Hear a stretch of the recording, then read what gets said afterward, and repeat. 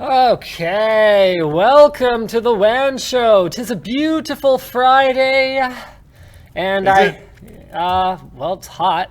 That's true. It's like super hot. Like, look, I'm flush. I have done very little today, and I am flush. That's because we're in like a warehouse. Like that doesn't really have ventilation. The most exercise that I got today actually was closely related to the most important news from today, which is that Malaysia's Lee Chong-wei finally made it past China's Lindan in the... So cheering was your most exercise? Yeah. Yep. So I was up early this morning watching that match. Oh man, absolutely epic. Absolutely epic. Lee Chong-wei finally passed Lindan. If you don't care about badminton, you'll have no idea who either of those people are, but trust me, they're great. I've never watched badminton. I know both of these people. Okay, that's not fair. I have watched badminton when you have showed me like a specific clip on your phone. Okay, well, tell you what, I will show you. This is important because XYZ. I will show you another specific clip because it's very important. Very, very important. Lee Chong-wei's third match point. Okay, yeah. Lindan makes probably the most epic save that I have seen at that level, and it's incredible. And then he goes on to win it. So it's great. My man Lee Chong-wei. All the way through. Anyway, sorry, I will talk about technology now at some point. Do you want to go through topics? Okay, so basically we have AMD Zen, and then we have, oh my god, AMD's stock price in a good way this time, which is good. There was the IDF, or Intel Developer Forum, and even more Intel Developer Forum stuff. Basically, we're going to be talking about processing chips a lot. And we'll probably also talk about NVIDIA's launch of their 10 series notebook graphics cards.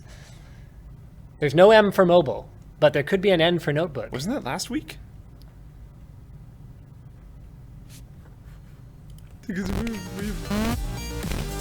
Oh no, that was this week.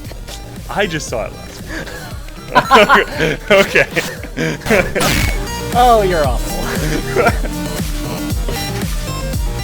You gotta rub it in their face like that. I didn't even... Oh. It's like, aren't all these pre-release products that I'm always playing with just like old news and boring? Oh, man.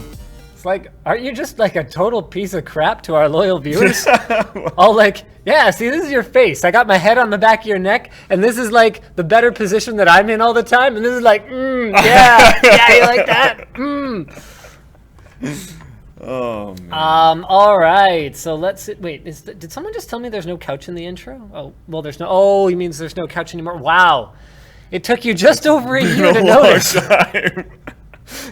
Yes, it has definitely been a long time since that. All right.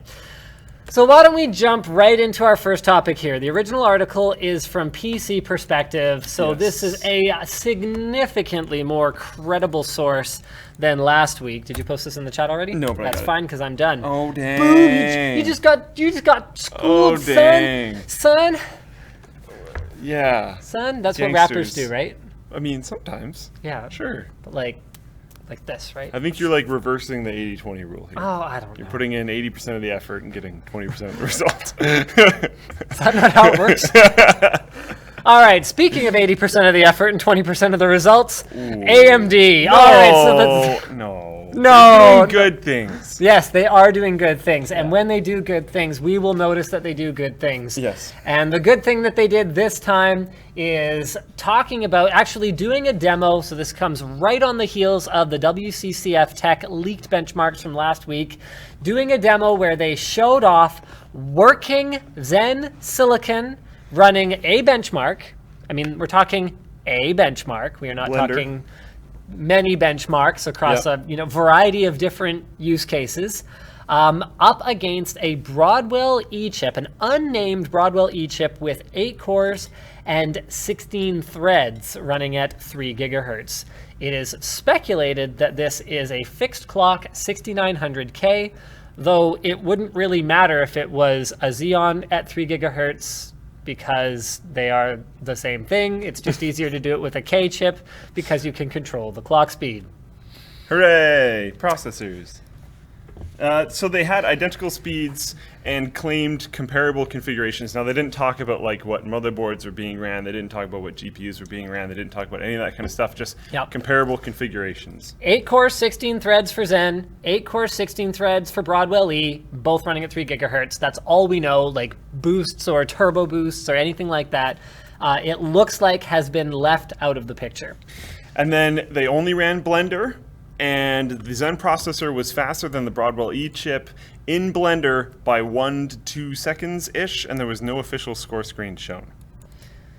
Okay. I'm assuming because there would be other information on the score screen that they don't want to show. Yep, so that probably does actually make sense. So there's a number of reasons for that. They wouldn't want to show the Intel processor because then that constitutes like a performance claim relative to a real competitor. There's going to be all kinds of, like, legal's going to want to look that up, down, and sideways, make sure that they're not saying anything that they can later be sued for by Intel. In case you've ever wondered why, car companies will be like, competitor F and competitor B. It's really like Ford interesting, and BMW. like, not to go on too much of a tangent, but like Hyundai right now is like attacking Honda super hardcore and being like, our car has this. This very specific car from Honda doesn't have this.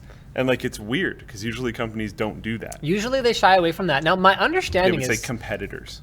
Yeah, competitors, or they would make it like my favorite is when they have like competitors and they put like the first letter and like the last letter and like asterisk the ones in between, like, where it's obvious, but it's kind of like the way that we censor on Linus Tech Tips, where we're not really trying to obscure the meaning. Yeah. We're just, trying to make it so that Plausible I don't get deniability angry a little emails bit. from parents of kids who watch the show. Yeah, we'd be like, no, we bleeped it. We just bleeped not even an entire letter. Yeah, we did our due diligence. Okay. Like, my understanding is it's actually pretty rare for that to turn into an actual, like, defamatory statement lawsuit. However, AMD is showing unreleased hardware, and even internally at AMD, okay? Dr. Sue, who is different from Dr. Seuss, by the way. Lisa Sue, AMD Sue. Yeah. Dr. Sue probably doesn't know exactly what configuration Zen will ship in. So let's say they discover at the last second that their yields will not allow them to hit a TDP that is competitive with Broadwell-E at that clock speed. They have to lower the clock speed. Then if someone points back and says, hey, you showed official score screens that have like model numbers, you said you were faster, you're not faster in the shipping product. Now they got a problem. So I can understand their hesitance to be too upfront about any of this. Now, Zen, to jump back to the technology discussion, is doing a hyper-threading-ish thing. It's obviously not called hyper-threading. Yeah, Intel TM. Yeah. So it's called simultaneous multi-threading, which is the generic, that's the tissue paper to the Kleenex sort of comparison. Yeah. SMT. SMT, it makes me think a lot of SMP. Anyways, don't worry about it. It utilizes high bandwidth and low latency caching systems and a 14 nanometer process from GlobalFoundries. And they're claiming it has a 40% increase in IPC over Excavator at equal energy per cycle consumption. Now, although it's kind of we were both going there, weren't we? Yeah. It's a little old now. I mean, if Intel hadn't upgraded their processors in the last 5 years, they could claim they have a 40% improvement in Skylake performance. Yeah. Over the last thing that they did because it's been so long. I would hope that there would be a very significant increase in IPC over Excavator. So I'm happy that there is. Yeah. A lot of this is coming down to, I don't personally like AMD? No, pre-release. Because that's what our viewers seem to think. Yeah, pre-release stuff and rumor stuff, and I am very excited, actually, genuinely very excited to get this in office and like try it against things. Because if these things are true, and especially on the slightly lower end, or if this thing is considerably cheaper and can actually fight really well, that is so good for markets in so many different ways. Wrap your brain around this. What? Okay. Let's say you and I like got together, we had a meeting, okay? And the meeting was like, okay, let's figure out what our next build log is gonna be. Or like build guide, okay? Get this. We go, wow, AMD has a great value gaming chip that's really efficient and like has all the latest features. Let's do that. It hasn't happened in so long. I know, right? The reason why we haven't included AMD chips and things for so long is because where are they? It's where are they, and it's the 8350s were like super cool like a while ago. It's the sex appeal too. Like it's the fact that whether the vocal minority likes it or not, if our goal over here is to be kind of like the Top Gear of PCs, then there's really not many opportunities for us to feature AMD PCs. You'll see them on things like value builds. So we've done that in the last couple of years, featuring AMD processors. You'll see them in things like, retro builds. So I rebuilt my first gaming machine, and I used an AMD processor for that. But the reality of it is that if the idea is to be kind of like a Top Gear, you show off the best of the best. You show the Halo stuff. You show the jaw-dropping stuff that's like just straight cool factor. And you might show like a junker from time to time, which is exactly what we would do on something like a Scrapyard Wars, where we take like really old hardware from AMD, Nvidia, or Intel. We don't care. It's like it's old stuff, and we kind of have fun with it. And then there's really not much room for that Yaris, you know? Yeah.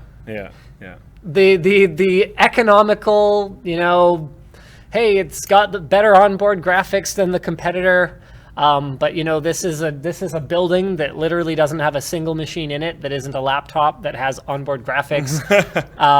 So it doesn't give us many opportunities. Even then, they're technically on board, but like they're usually separate. But this is exciting because as much as the Yaris doesn't excite me much, I could get pretty amped up about something like, I'm going to try and come up with something comparable, and I'm not a car person, so that makes it really tough. I can get excited about a Prius, okay? Where we can go, okay, it's not like the cheapest possible thing to get you down the road, but it's like fuel economical, and it's got like some cool features, and it's a good value. Yeah. I can get excited about that. So I am looking forward. I just like it even from a competition standpoint. Having good competition is a very good thing. Yep. And like Intel, I love you guys, but you're getting a little lazy. I wouldn't call it lazy. I would call it defocused. Yeah, okay. Defocused on the desktop market. Yeah. And I understand why. Not a lot of inspiration. There's basically nothing in it for them to keep innovating. What are they going to do? Go from 80 whatever high % market share, or whatever it is that they're at right now? It's something ludicrous. Are they going to get another 1%? Yeah. Like if they double their R&D, what are they going to get for it? Nothing. Whereas if AMD comes back, claws away some market share, and makes Intel fight for it to the point where it's like, okay, we're increasing our R&D spending by 60%. We need to improve the clock speed or IPC of the next generation or 2 generations away core processor by 30% in order to smack down this upstart. Like that's where innovation comes from, because you have to understand that no one here is like just doing things out of love. Money turns the wheel. Any publicly traded company ultimately answers to its shareholders. And so if Intel doesn't have a single good reason on paper to really change much of anything other than making sure that they're leading the technology charge, which improves their margin, which improves their sales. Like they'll keep refreshing the products, they'll keep improving, but they don't have a reason to like heavily invest and completely reinvent the wheel unless AMD gives them one. Yeah. So good competition is good. This looks hopeful. Yeah. And as much as we tease them, honestly, it's easier for me to tease them now in a situation where it really looks like the light is visible at the end of the tunnel. Totally. And it's not an oncoming train. Yeah. With that said, they've hurt me many times before, and I don't... With that said, at the same time, they've also done great things. They have. It's just been a long time. Yeah. So one of my easily favorite computers that I've ever owned was a Athlon X2. Like, have I made the battered wife analogy on WAN Show before? My. Where it's like, AMD have. and I had the good times, but then there's just... They just kept beating me up. They promised to bring you to Disneyland, and then they didn't. And then they didn't. They promised me that Disneyland would be full of, Phenom 2 overclocking, and it wasn't. They told you that the coolest thing ever was coming, and then it was a rebranded SSD. That's right. There's been some disappointing times. This will hopefully not be one of them. Did we even make a video about that thing? I don't think so. Who was the actual? Hold on. Who was the actual maker of the AMD SSD? I feel like it was Patriot or something. Was it Patriot? Or a Patriot or OCZ or something? AMD SSD. Wow, for a long time. Yeah, hold on. Oh man, I really wish I could remember what it was. I'm just gonna Google it instead of checking our someone videos. in the chat is gonna tell us. Yeah, someone will tell. OCZ. OCZ. Okay. Yeah, where without like, it's really funny when companies do this. It's like this seems like a very first world problem, I'm sure, but from time to time. We'll have companies that instead of reaching out to us asking if we want to do a review, they'll just kind of put it in the mail, and when they'll time it so that like basically the moment that it's arriving, they'll like call and we'll be like, "Hi." They'll be like, "Yeah, so you've got the latest and greatest freaking unbelievable thing." And we'll be like, "What, this?" And they're like, "Yeah, so for your review, are you gonna do this and that?" I'm like, I'm not reviewing this. This is the least exciting SSD on the face of the earth. Yeah. Out of all the unexciting SSDs that have ever existed, this is probably the least exciting one. All you've done is put a sticker. You're AMD, for crying out loud. You can't just put a sticker on things. You design hardware. Don't put a sticker on something you didn't design. Especially an SSD. They didn't even rewrite the firmware. What? Like the whole thing made absolutely no sense. I don't know if these still exist? Let's have a look. Maybe they do. Hold on, let's find out in real time. Look at that, they still do. Oh man. And people buy them, which is great. I mean, there's nothing wrong with it. That is really cheap. Wow. Then again, SSDs are just like cheap now, so that's a thing. True. But the point was not that it was a bad product. It was just the world's least interesting product. And they resorted to pulling tricks like us already having it. And just being like, well, now you've already got it. See it? Hype train too. Yeah, it was a real hype train. That and the RAM too. I think the RAM was pre-LMG. So I was actually at NCIX when we got briefed on like AMD's exciting bold strategy for rebranding Patriot memory. These too. I remember getting these at the old studio. Here, hold on. Like, I'll share your screen, okay? Were these Patriot? Yeah. Okay, so that's where I got that confusion. Yeah. Built by Partner XYZ. Built by Partner XYZ. So in the case of the ones that I had anyway, it was Patriot memory. Yeah. I thought we might have even still had some of these lying around, but I went looking for them the other day and I couldn't find them. Oh, interesting. Anyway, They so were solid. We actually used them in like a fair amount of stuff. So I'm approaching this tentatively, and I've said this before, but I feel like I'm going to be saying it on WAN Show every week until Zen launches, so get used to it. I'm approaching it tentatively, but I feel like he might really take me to Disneyland this time. Maybe. It does kind of feel like it, right? It does kind of. And like, it really feels. It's really different this time. He's gonna take me to Disneyland. Oh. It's like, what's that mark on your arm? This is our last trip to Disneyland. Oh, I really hope it's true. And like the thing is, this time instead of it being like, oh, mystery, exciting product, it's like they're telling us what it is. They have some confidence. And they're like telling us stuff about it. Yeah. Instead of just being like, it's great. Hooray! Chris771 on Twitch chat says, AMD soon to rebrand Nvidia GPUs. Oh no, that was rude. Oh, that's not nice. Hey, their graphics cards are doing really good right now. 1v1 Rust9 says, decide is it Z or is it Z? It's both. Yeah. Because we're Canadian, which means that we have no culture. Yep. We just borrow from the South and we borrow from the Brits, and we don't know who we borrowed what from. It's kind of true. Sorry, it is what it is. I don't make the rules, my friends. My favorite thing was playing WoW because there was a raid in an instance, and I called one of them ZG, and I called the other one ZF. And like, but that made sense to me, and that was their names, and that's how it went. We just go with whatever sounds like better, whatever's like smoother. Yeah. Yeah. So it's OCZ for me, and it's WX, Y, and Z because it rhymes. Because now I know my ABCs. Fun fact: it's the same tune as "Twinkle Twinkle Little Star." Oh, it is. And there's something else too. Can't remember what it is. Row, row, row your boat. No, not that one. ABC, Twinkle Twinkle Little Star, and there's like one other like super. Yeah, I can't remember, but it's actually not terribly important. Anyways, it sounds like other people have confidence that we're actually going to Disneyland this time too, because AMD's stock has just absolutely skyrocketed. So I think in the last day, it's gone up 11%, and this year it's gone up 330%. Boom. Which is insane. That is so much. I remember when AMD was trading at like $1 or $2. Yeah. So I was actually even thinking about at the time, I was like, realistically, it couldn't go any lower. Maybe I should just buy a bunch.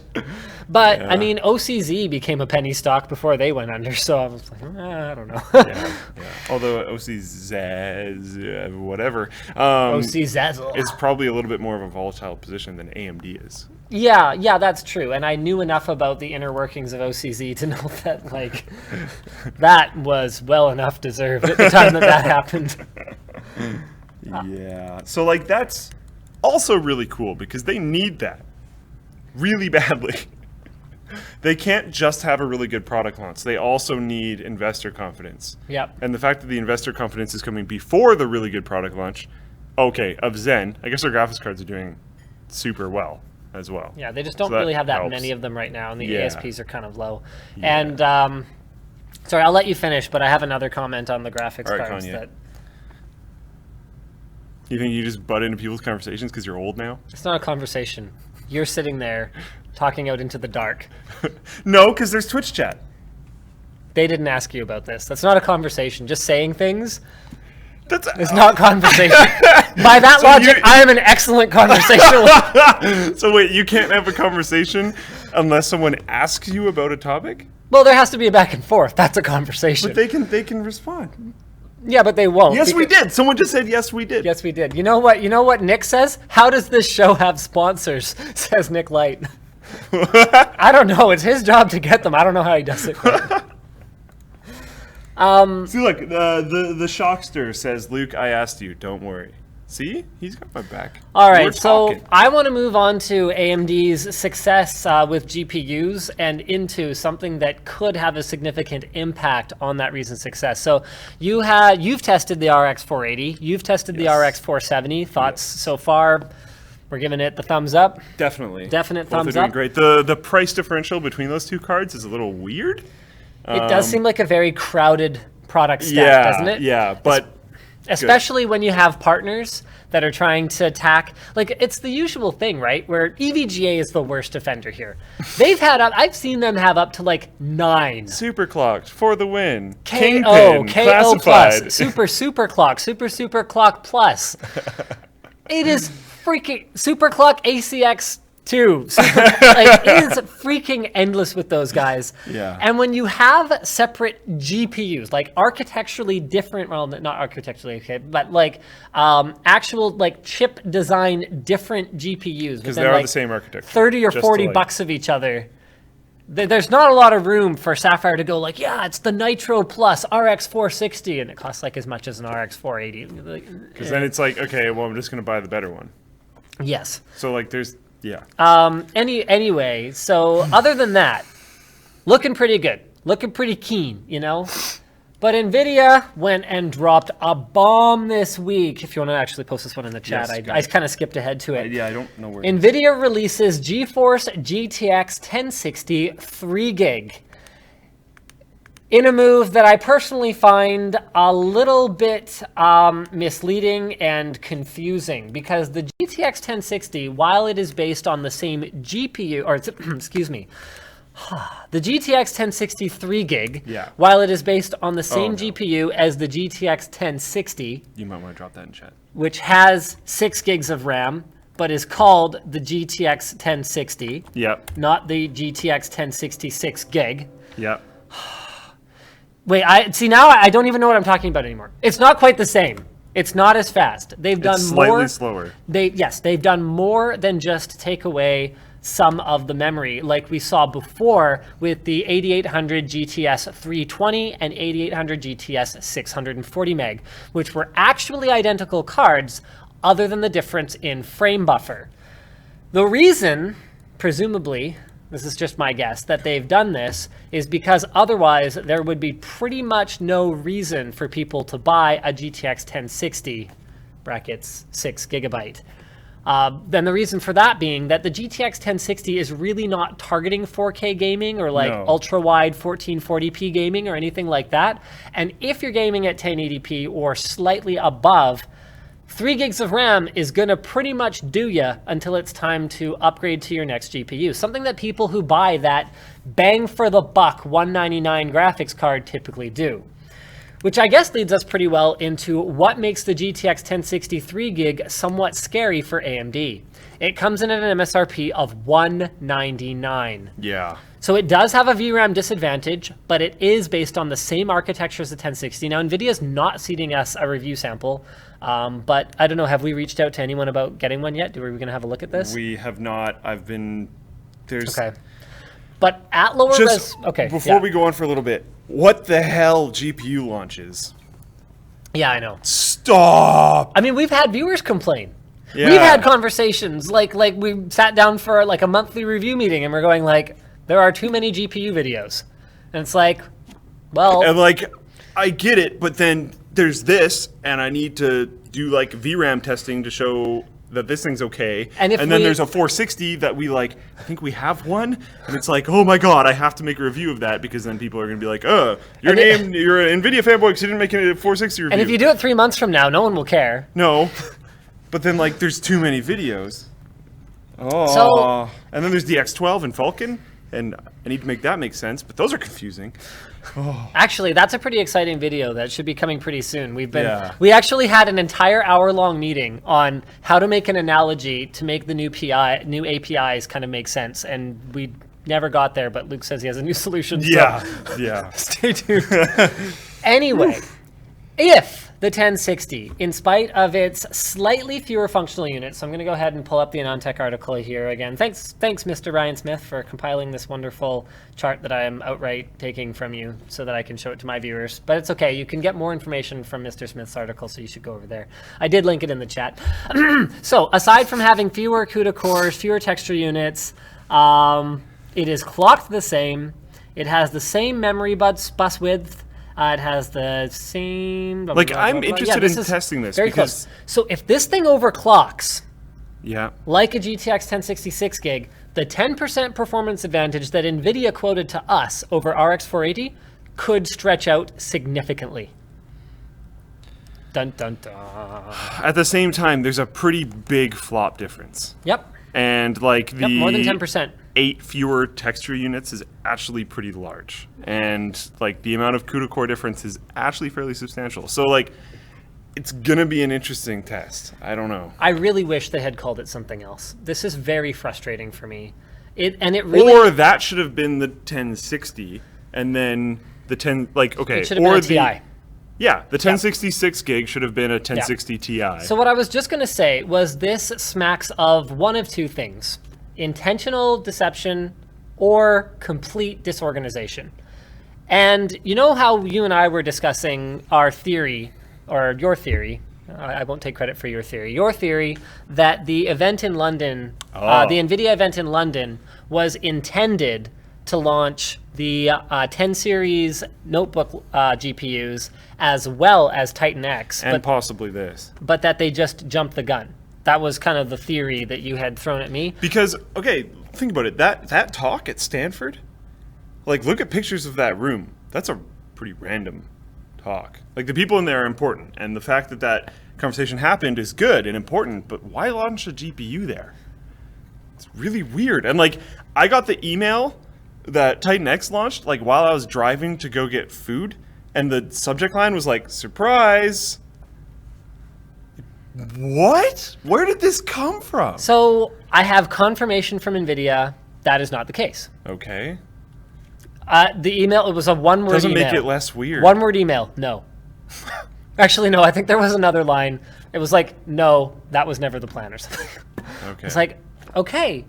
But I still don't really understand it. It still just feels kind of disjointed and disorganized because I don't understand. And why are you launching this now?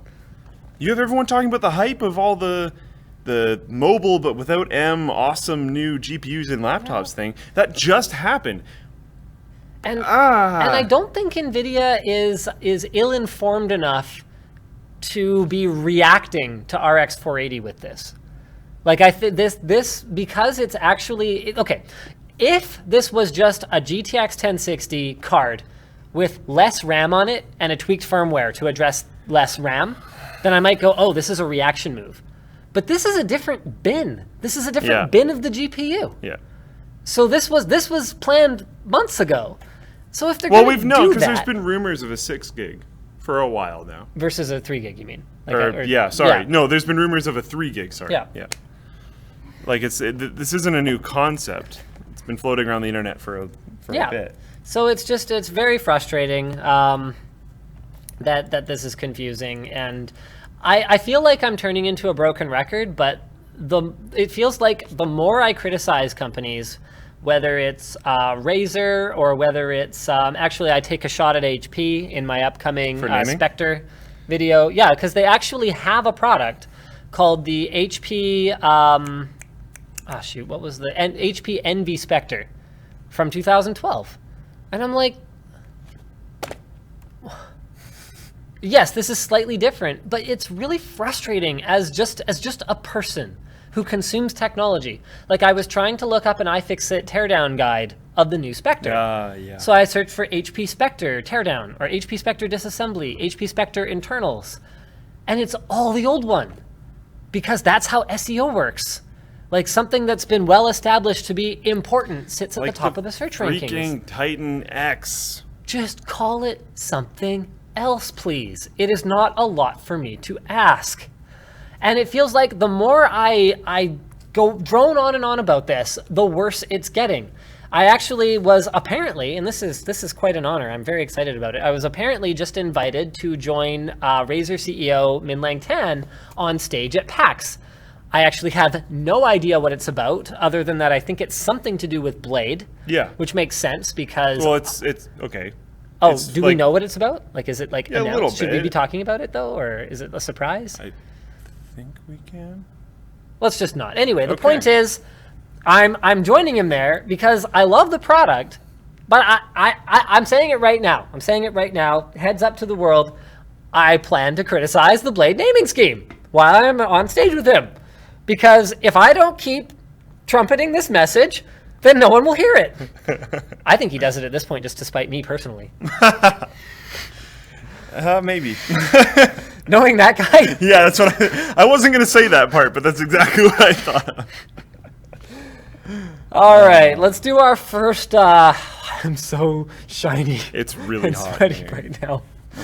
Oh, let's do our first IDF coverage here. So this is from, or the original article here is from PC Per. I'm going to go ahead and drop this in the Twitch chat here. Boom, let's pull up the article. Our good buddy Ryan Shroud over there is talking about Intel's Project Alloy that promises to make my idea for how to make VR better completely obsolete because apparently there are a bunch of buttholes. Mean people. They're taking my whole idea and making it completely irrelevant because their idea is better and designed by actual engineers who know what they're doing. So it's called Project Alloy, and it is meant to enable a completely untethered VR experience. It utilizes, you guessed it, Intel processors and sensors, and it moves all the necessary compute into the headset, including enough battery to power the device for a typical session. The goal is to remove the need for a separate PC. Now, this is not the first time that a chip maker has demonstrated a working prototype of something like this, and the first example was the AMD Sulon Q. So let's go ahead and pull that up. Okay, the article that we have here is from Ars Technica. Come on, Ars. You can do it.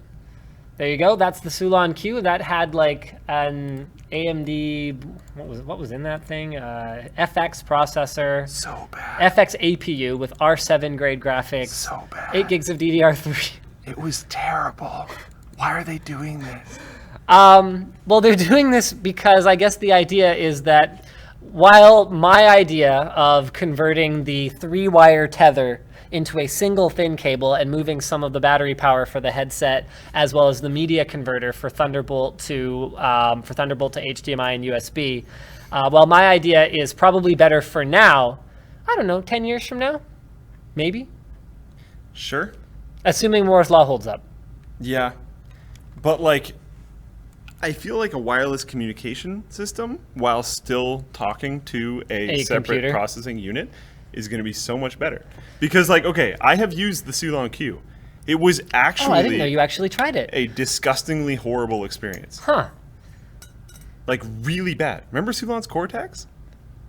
That's Cortex? that company, Cortex. Remember when I went to CES, I think it was in 2015, and I was all excited for this one company, and I was going to go see them first, and I was super stoked because they were another competitor in the VR scene. That's right. Feels like it was forever ago. It was. This was an advancement. This was an advancement. Okay. But it was a horrible experience to the point where they told me to come back because what I was describing to them sounded like bugs. And then I came back and tried it again, and they're like, yeah, it's all fixed, everything's good. And I'm like, no, this is broken. This is such a terrible experience. And the CEO is there being like, oh. And I'm like, how are you guys going to compete against Oculus and Vive? Well, Vive at the time was not really a thing. It was pretty crap. But then 3 came out, and now it's the better one. So anyways, just to frame that, the original Vive had a lot of problems. Yeah, originally, he didn't talk to me about Vive. No. At all. No. Yeah, that came later. But I'm following the horse that's winning the race. So Intel demonstrated using your hands and other real-world items to interact with the world using RealSense. So the Sulon uses a leap sensor. Cool.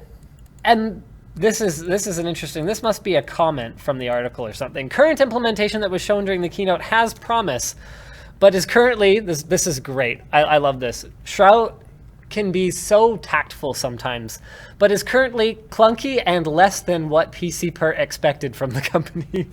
Interesting. The current prototype headset looks, and this is another quote, pretty heavy, pretty bulky. So here's the problem, though. Hashtag disappointed. Here's the problem, though. With trying to use wireless communication to a base station, the gigabytes per second There's a problem, of data, unless you are using some kind of very sophisticated compression, which would be highly visible, very noticeable on a screen that's supposed to be the size of your entire field of vision. Like, until the compression and decompression technology can be done instantly, which right now we're not even close. Like, even GPU accelerated compression, like the best that Nvidia and AMD and Intel can develop right now, that you're using for technologies like Steam and home streaming, is not anywhere near low latency enough for VR. So we're talking uncompressed data streams, huge amounts of data, and you have to somehow beam it wirelessly without everyone in the house getting cancer. That's an important part. And I get all that, which is why I understand why they might not be going that direction, at least now. And that's fine. Move the processing onto your chest or your back or your hips. I'd be interested to see more like a suit.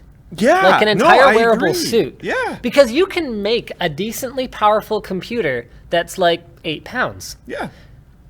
You heard it here first. You heard it here first, okay? PCI Express bridge around the back to like the GPU that has direct open access to cooling and stuff. Yeah. Motherboard mounted on the front with CPU. And power supply, like battery packs around the thighs. Yeah, because you could have layering. You know those stupid orange pants I have that everyone comments on in every video? Yes, I do. You could have those kind of like lots of pockets and stuff on the side and have them loaded with rechargeable batteries. This could be a very interesting project. You know what's really funny is, like, I posted a picture on Twitter a little while ago saying, like, stay tuned for my VR backpack. This is unlike anything you've ever seen. So many of the comments are like, Corridor Digital did a video like that. Okay. Listen carefully. This is unlike anything you've seen. Means that they didn't. So there's a lot of different ways. There's a lot of different takes on a VR backpack. Boom. Yeah, yeah. And I think this take, This is what I would prefer. This is what I've wanted people to kind of work on, because putting everything on your head is so unnecessary. Yeah. And you get the Sulon Cortex, where like, okay, the Q is beyond that and whatever, but it's the same concept. And there's a lot of weight. It's big in the front and it's big in the back, and it doesn't work very well. And like, this is some pretty grade 9 physics lesson stuff here, but the further the weight gets away from your body, the much worse that weight becomes. And it's on your neck. Whereas if you can take the weight and you can get it in nice and tight, like in a vest type form factor, I mean, we could be looking at a very usable experience. And like, okay, so with it on your, where was I going with this? I had it for a second. With it on your head, there's the pain, and it has to be a contained experience. So there's weight, pain, all that kind of stuff, contained experience. It doesn't feel very good. You're not going to be able to pack in as much hardware, for one, because you could go like crazy, like the left side of my back has one graphics card, the other side of my back has another graphics card, like ridiculousness. Or you could just go with one. Doesn't matter. Like, you could do either. What? You could, like, what I'm saying is you're not that limited. Why don't we water cool it while we're at it, okay? Why not? Let's do it. What I'm saying is you're not that limited in the hardware that you probably could. Yeah. But you could put more stuff there, which is great, because you're dealing with, like, Atom processors or smaller stuff or whatever when it's going on your head. And that sucks, and you're not going to get the performance that people actually want right now in VR. Some people are concerned about heat, but I think with a Skylake processor, like a Core i5 6400 or something like that, whatever Intel might say about that, you've got enough power to run VR games. It's just fine. And that's like, no, you get something like a 6600T, 35 watt TDP desktop chip. And like, build a channeling thing. There's a different word for that. I screwed that up. But build a channeling thing, like 3D print something, a shroud. There we go. To go over your CPU so it pushes all the air like down. Yep. Then it won't be hot in front of you. It's not going to blow up into your face. You can keep it away from you. Down. You can use, oh man. Lower style GPUs can shoot down your back. An ITX motherboard is actually not that big. Yeah, no, it's not big at all. Like, seriously, not that big. Like, there you go. Okay. Well, we are going to, we're going to give this some more thought offline. But there you have it, folks. You heard it here first. But anyway, sorry, one more thing before we move on. The thing that really sucks about it is the coolest thing about Oculus right now is the headset is really nice. Yep, and it's light. Small, and it's light. And that's really good. And it's very noticeable between the two. Yep. Going to something where it's all stored up there is so backwards. Oh, anyways, sorry. All right, speaking of things that are backwards, we usually do our Squarespace sponsorship spot first, and today we're going to start with Dollar Shave Club. Dollar Shave Club has a special offer for folks who join today. New members, that is. You get a free month of the executive razor when you buy a tube of Dr. Carver's shave butter. This is the first time they've ever done something like this, something that I'm pretty sure has been in my notes for the last couple of months. But it's okay, because as long as the promotion keeps running, it will have been the first time they've ever done this. Even if it's 3 years from now and the promotion is still running, it will have been the first time ever. There you go. Dollar Shave Club, for those of you who aren't familiar with it, is good because they deliver amazing razors right to your door for less than the price of what the more traditional razor companies charge. My talking points actually say greedy razor companies. That's right, my friends. They're going there. They're going there. Oh, dang. Which means that when you join Dollar Shave Club, you don't have to go down to the store to buy razors. You can look like you leave your house without ever having to leave your house, and you can shave with a new razor once a week without paying too much. They've got other products too, including the aforementioned Dr. Carver shave butter, as well as their aftershave and their One Wipe Charlie's peppermint scented butt wipes for men, including travel sizes of some of those products. So check it out. And if you are in the US, Canada, or Australia, then freaking join the club over at dollarshaveclub.com/Linus. Which leads us then into Squarespace. Yeah. Squarespace, where your space on the internet doesn't have to be square, Because Squarespace sites feature responsive design. Yeah. So your website will look great on a square screen, on a wide screen, on a tall screen, on a small screen, or on a nothing at all screen. Sorry, I was reading Horton Hears a Who last night, so I'm like... I was going to be like, well, technically it wouldn't. Technically, it wouldn't look great on that, but you could feel great about it, even if you weren't looking at a screen. Yeah. They've got 24/7 support via live chat and email to help you get set up if you're not a super techie person, and you can actually customize your site further if you happen to be a bit more of a techie person. The templates all look great, and whether you want a complete website with like directions to your restaurant and a menu and like, you know, customer testimonials and a gallery, or whether you just want one of those doofy one-page web presences that are popular with Web 2.0 companies. I mean, I realize it's not in my talking points to criticize one of the services that Squarespace offers. I'm not saying Squarespace does a bad job of it. Those sites do work well for mobile. No, okay, I'm not talking about the ones that scroll a long way and actually do contain information. I'm talking about the ones that just have like an inspirational picture and like a company name and a slogan and like a contact us or something. Okay, I got you know what? Don't even have a web page. Or if you do, use Squarespace. Because if you do, you can try it out for 2 weeks for nothing with no credit card required. And then when you decide you like it, you can go to squarespace.com/WAN and use offer code WAN to save 10%. And if you need help because you're like, all we had before was a picture, this isn't hard, and then you're like, oh, I'm a little lost on making my website, they have 24/7 email and live chat support. Which I already said, but that's okay. It's still important. Anyways, it's doubly important. Squarespace. It's doubly important.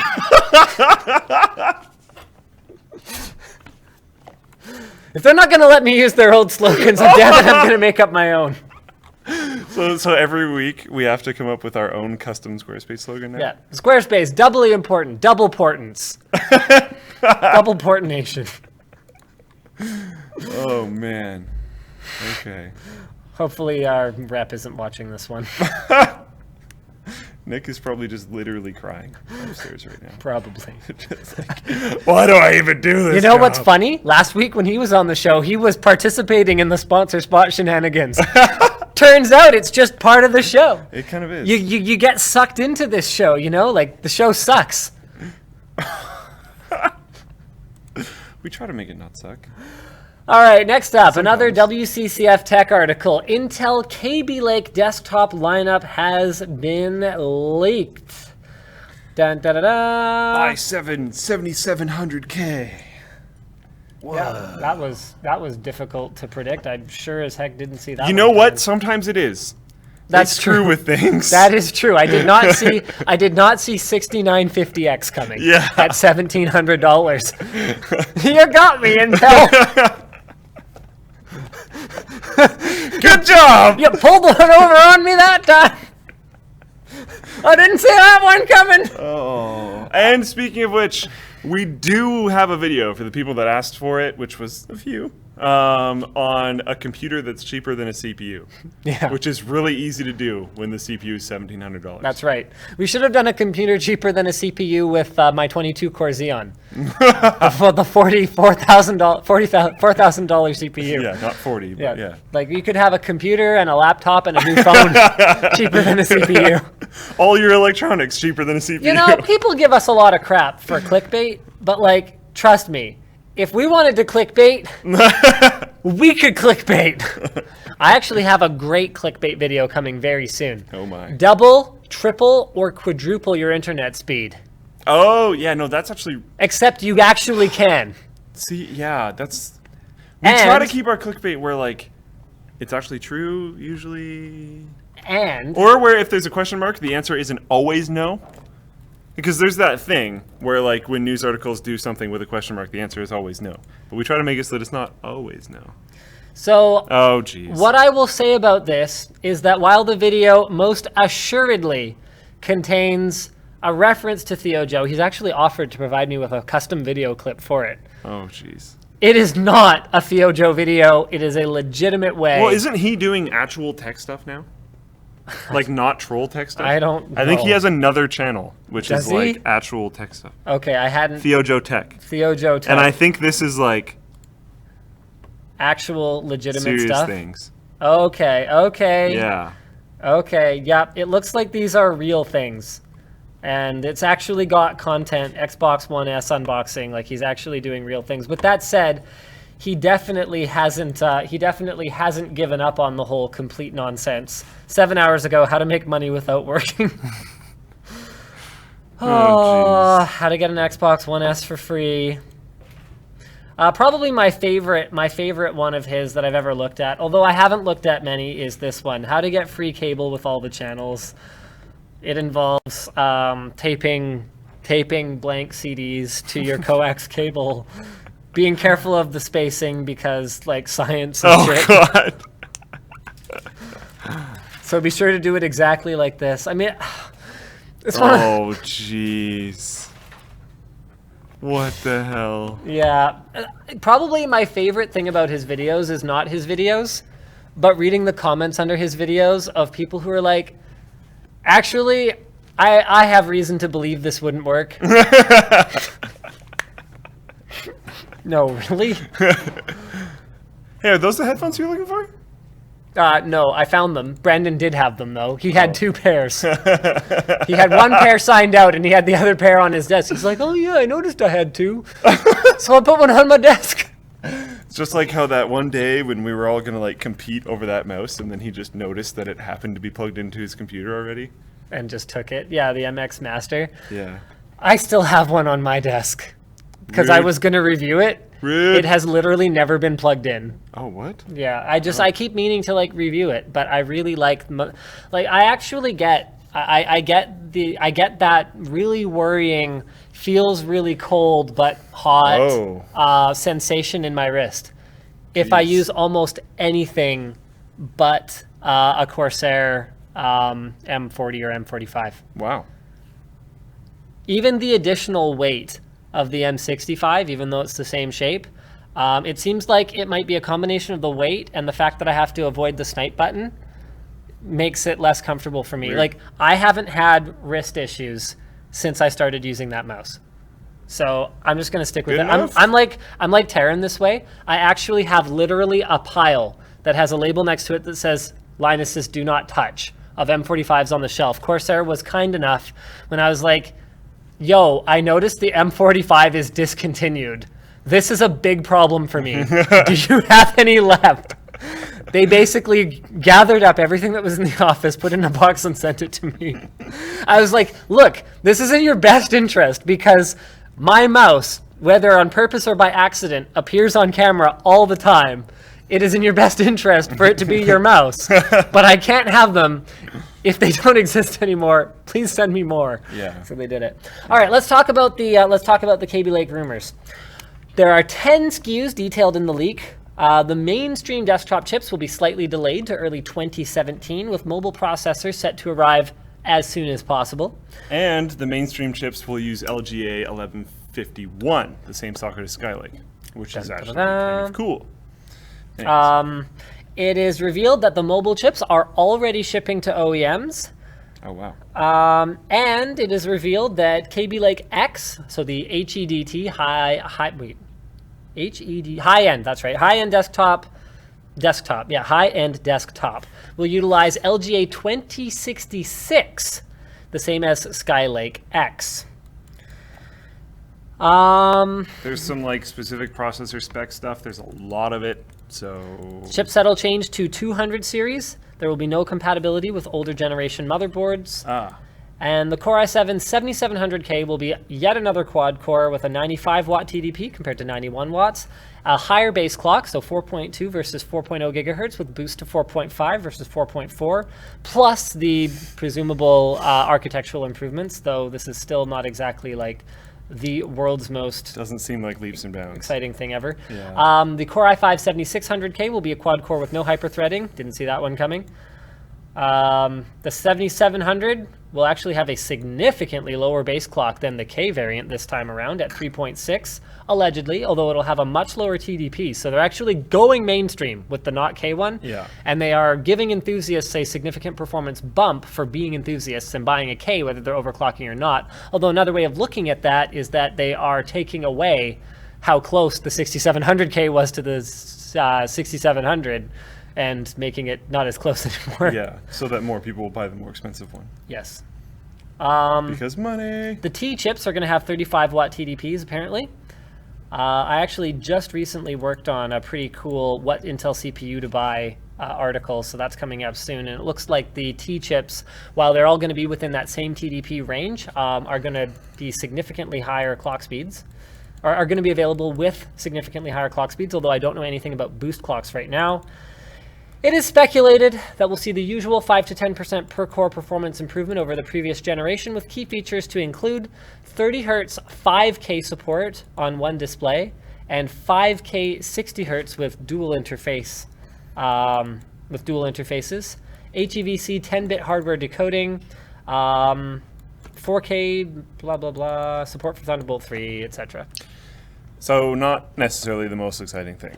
Nope, but it'll be faster and it'll be like the same price as the outgoing chips, so you'll buy it. And this is why we need Zen to do really well. Yeah. All right. The Logitech G Pro gaming mouse, designed with and for professional esports players. I always get a kick out of this. I got it. When this is like the headline from a gaming peripheral company. Designed in collaboration with professional esports players. Designed for professional gamers. But Logitech, I actually had a conference call with them about this. I decided not to do a review because I am just straight up not qualified to test it. Well, Ed's not doing it? Ed kind of went, yeah, this is a legitimately good product by the look of things, but he doesn't think that it's that it gets a spot on the review calendar right now. Because it's not like nothing fundamentally new? Basically what they've done is they've taken a shape that professional gamers loved, which is the, what is it, the G303 or whatever it is, yeah. or the G100 something, whatever. They've taken a shape, a G100S, there we go, that's the one. Sorry, I was struggling because it's all just G's and numbers. So they've taken a shape that gamers love, the G100S, and then they've put their PMW 3366 sensor, the same one that's used in the G502 and the G900 inside it.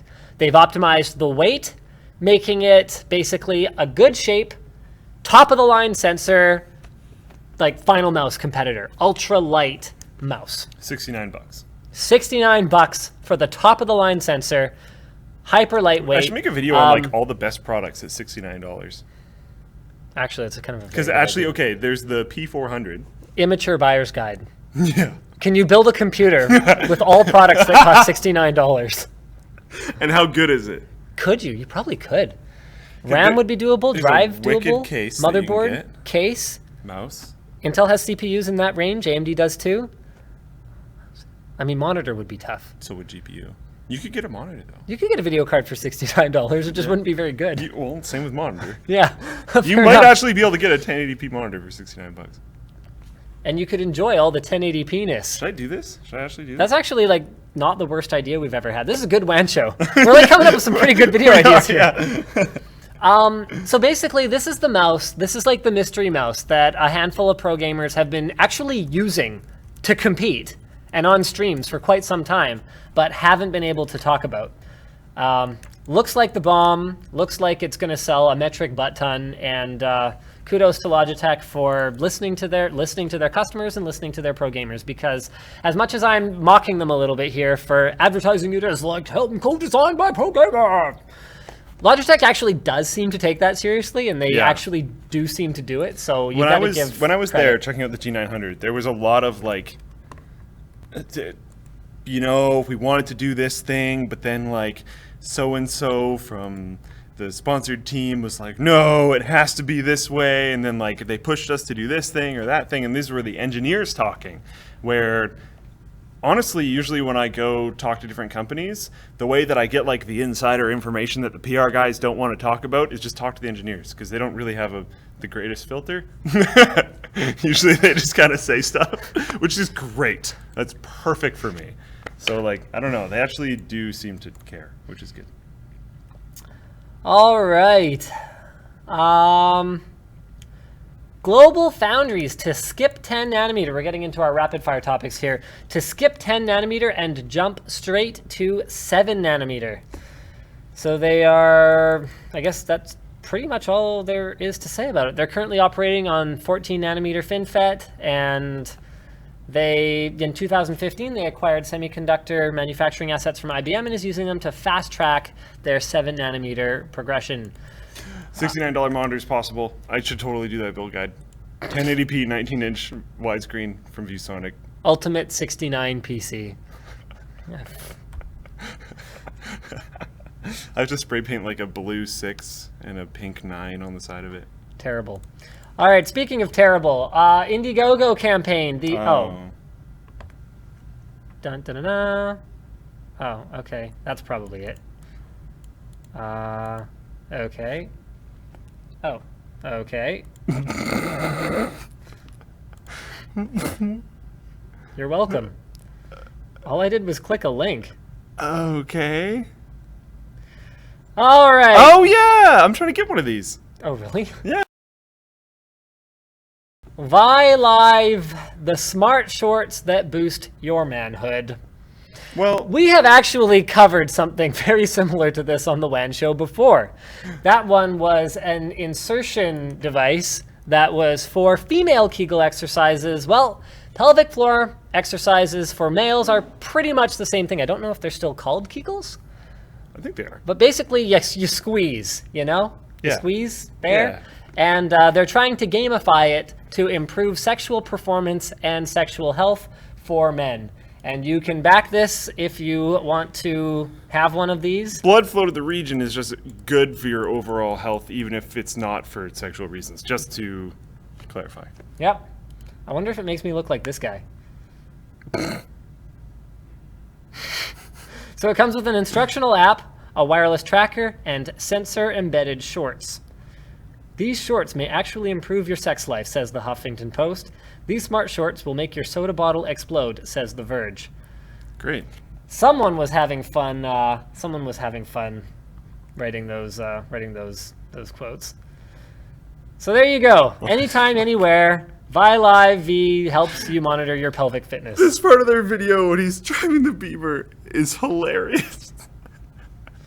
I just have to say that they have a whole video, and he has this Beamer, and the lights keep on doing this like super suggestive thing. It's really funny. All right, so there you go. I don't know what a review of that'll look like, or if how safe for audience members under 13 it'll be, but it can't be any worse than the How to Hide Your Porn video. So I greenlighted that. I guess I'm greenlighting this. Hide Your Porn video was literally your idea, I think. I think so. Wasn't it? But it was like back to like the NCIX It days. was.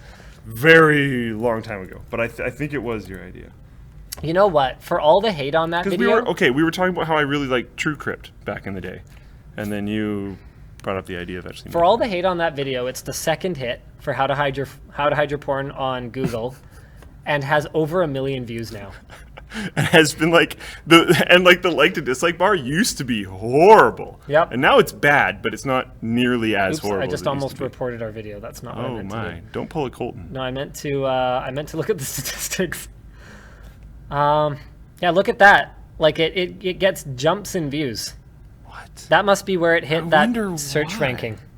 Okay. That's probably it. That's I my wonder guess. if it coincides with like. 7 years of time have been spent watching you basically fool around suggestively on camera. 7 years of human life. People really like porn. And on that note, thank you very much for Yeah. tuning into this week's WAN show.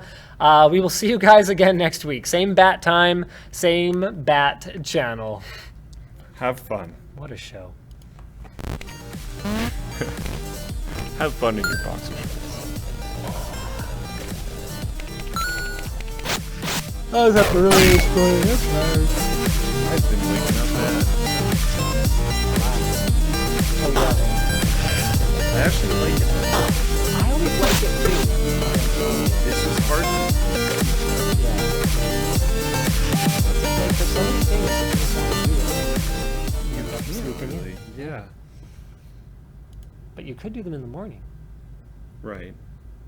But I never trust myself, and I don't know when I'm actually going to be done. So like if it's I go to bed at 6 and then it's 3 hours before work. Yeah. So theoretically, Well, it's if I just don't do this tonight and I do it in the morning, it's all good. But what if it takes then- more than 3 hours? Yeah, exactly. You can stay up all night. You can't stay up all morning. Yeah.